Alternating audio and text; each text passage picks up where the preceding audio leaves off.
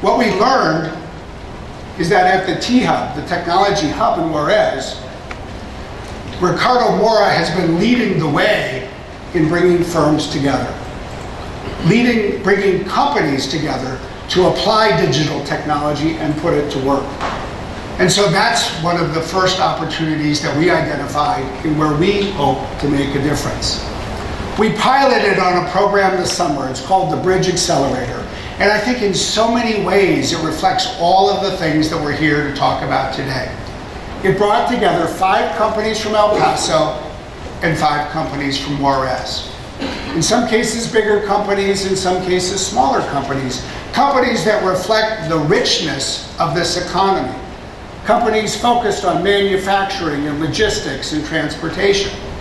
And we worked in this pilot with these 10 companies to start to deploy new uses of digital technology so they could create new jobs. In just this pilot effort, it has expanded the businesses of these 10 companies. They've seen 52 new purchase orders come in with roughly $1.5 million of new business. They have now 32 more purchase orders waiting to be acted upon. They've attracted $250,000 of additional venture capital. They've created 33 new jobs on both sides of the border.